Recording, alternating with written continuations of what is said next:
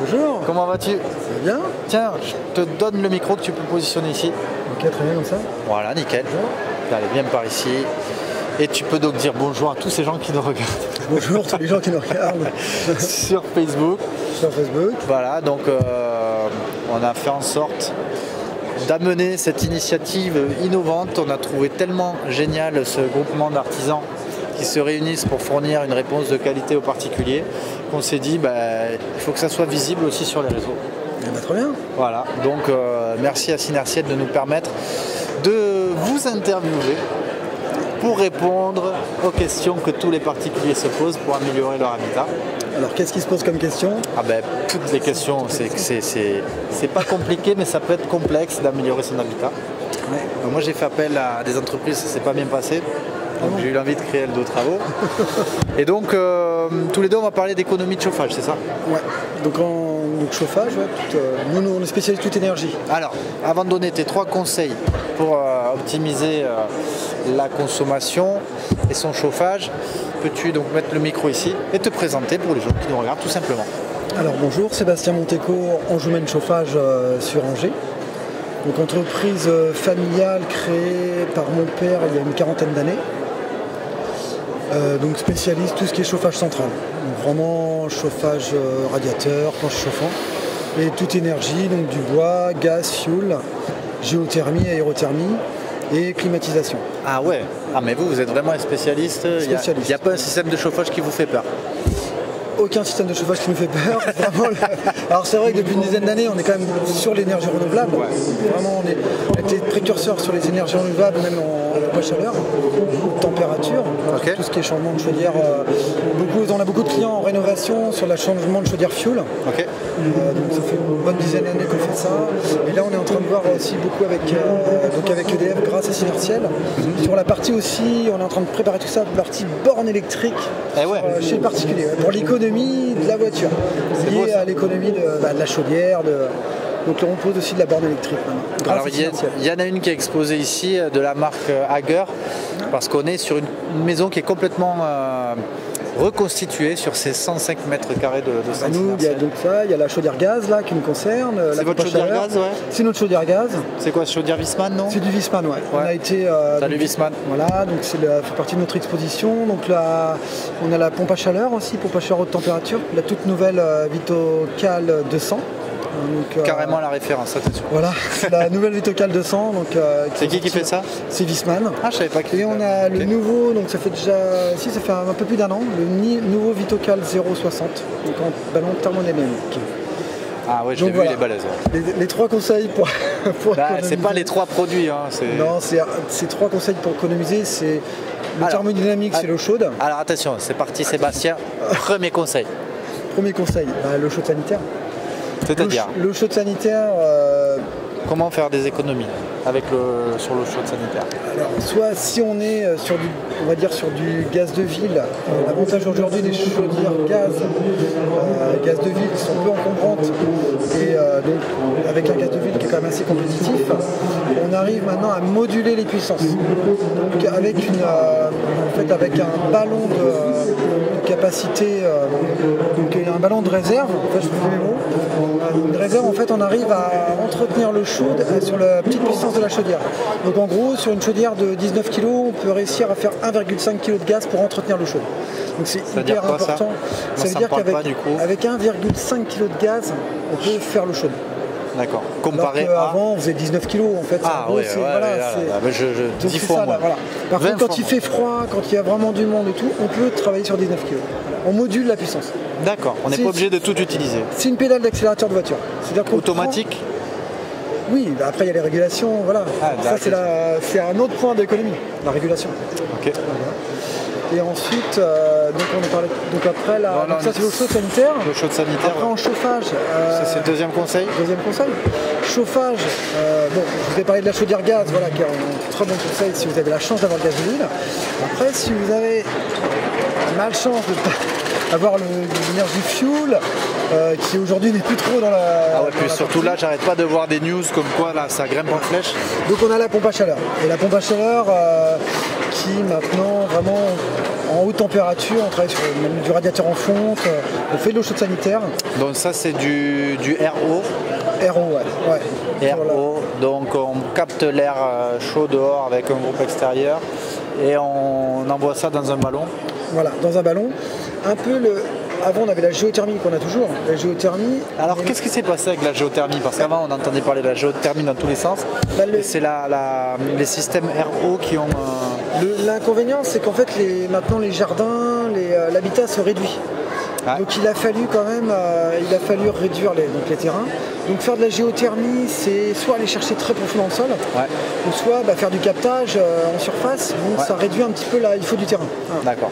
Donc c'est pour ça que la facilité, quand on a une chaudière fuel et une cuve, c'est quand même de remplacer par une pompe à chaleur avec un module extérieur. Et donc l'idéal c'est que ça marche jusqu'à -15 voire -25. Donc voilà. Donc, là, alors, vous n'avez pas cette température ici? On n'a pas cette température, mais les bécanes, c'est ce qu'elles font maintenant. Elles sont capables. Elles sont capables. Et de l'eau chaude pour des manoirs, des radiateurs en fonte. Donc il y a vraiment, voilà, c'est vraiment l'évolution des 10 dernières années. D'accord. Ouais. La chaudière, sur les chaudières fuel, j'entends pas mal de remplacements avec de la chaudière granulée. Oui, donc le granulé. Vous faites aussi granulé, sans problème. Tous les systèmes de chauffage. Tous les systèmes. Alors le granulé est très bien, très économique en termes de. Ça équivaut à peu près aux consommations électriques d'une pompe à chaleur. Après c'est pareil, le granulé, si vous voulez, on a ce souci de stockage. C'est qu'il faut quand même avoir une pièce pour avoir un silo pour stocker le granulé. Okay. C'est pour ça que c'est aussi assez. Il faut avoir des maisons assez grandes avec une capacité de stockage. Alors que la pompe à chaleur, on va faire plus de pompe à chaleur parce qu'il y a ça aussi, il y a ce système d'approvisionnement, de stockage. Ouais, voilà. Après il y a la chaudière bois qui est très très bien aussi. Mais c'est pareil, il faut le stockage du bois, il faut l'alimenter. Voilà. L'idéal c'est d'avoir le bois gratuit.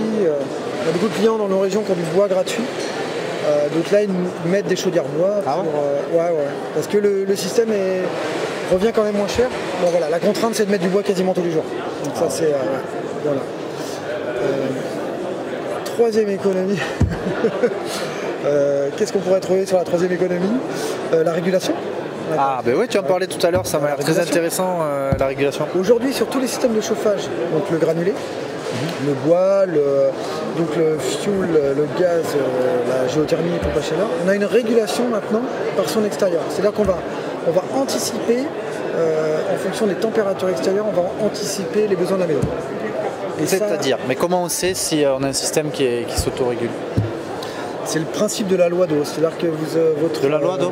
La loi d'eau, c'est-à-dire qu'on a une pente, on sait à tant de degrés extérieurs, en fonction de l'isolation de la maison, en fonction d'un calcul qu'on a effectué avec nous d'habitude, on va savoir quelle température d'eau il nous faut dans les radiateurs pour avoir 20 degrés par exemple, 21 degrés dans la maison. Donc à partir de là, dès que la température va baisser, on aura une anticipation de la chaleur et qui va être modulée aussi, comme pour ce que je disais pour l'eau chaude, c'est qu'on va moduler les puissances de chaudière. C'est-à-dire qu'elles ne vont pas démarrer, consommer à fond par saccade. Elles vont vraiment tout le temps moduler. Voilà. Donc après, voilà le principe. Okay. Et donc ces systèmes de régulation, ils sont sur toutes les nouvelles machines dont tu as parlé, que tu as amenées ici? Toutes les nouvelles machines. Il n'y a pas besoin de rajouter quelque chose Non, c'est intégré. Après, on va rajouter des petits thermostats régulés déportés à l'intérieur pour gérer en fonction des planches chauffantes, des poêles, si on a d'autres apports de chaleur, des baies vitrées. Voilà.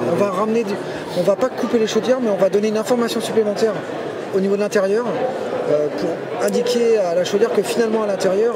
De ce côté, il faut envoyer un peu et de celui-là pas. Voilà, c'est ça. C'est que là, on a un agent extérieur qui fait qu'une baie vitrée, un poêle, qui fait que, attention, on a beau calculer la pente, il faut changer cette pente parce qu'il fait plus chaud que prévu dans la maison. Intéressant. Et là, en termes de thermostat, tu travailles avec une marque en particulier Alors, tout ce qui est pour ces capteurs En fait, c'est les chaudières, c'est de la régulation Viessmann. Après, c'est les chaudières ont leur régulation, c'est vraiment propre au produit. Ouais. Après, il n'y a pas que Viessmann qui fait ça, mais c'est propre. Parce que si on prend n'importe quel thermostat, il va couper la chaudière.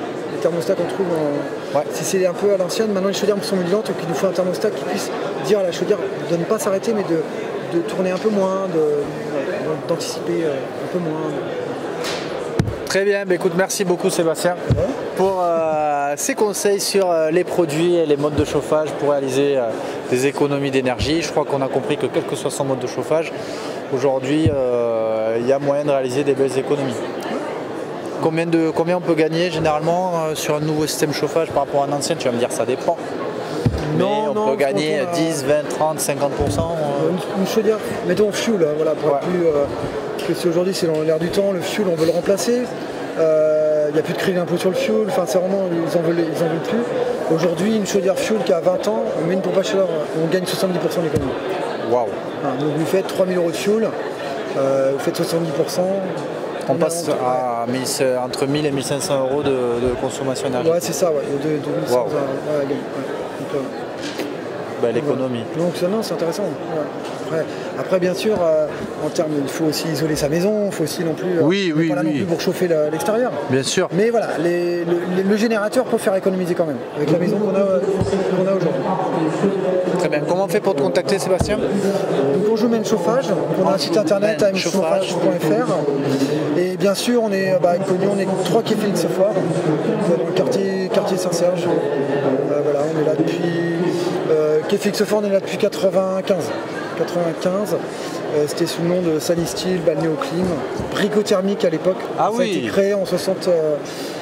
C'était mon père, mon grand-père. Génial ça, donc, bel héritage. Voilà. Donc non, c'est un très très belle boîte. Et est-ce que le fiston il va reprendre? C'est à voir. À voir, affaire à suivre. À bientôt, merci Sébastien. Ciao, ciao. Allez, bye.